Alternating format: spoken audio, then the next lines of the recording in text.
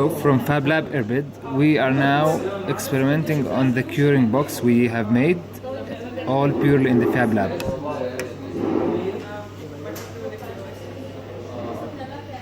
Now we want to set the time to be 1 hour and a half.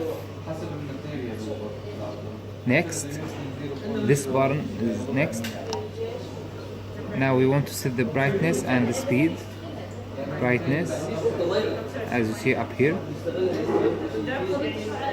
We want the maximum intensity and the speed to be on 41%.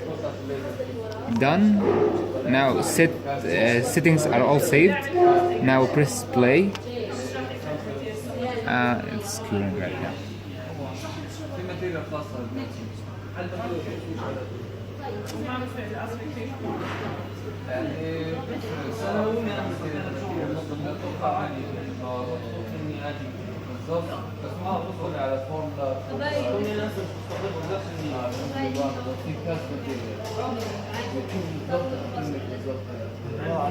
Thank you.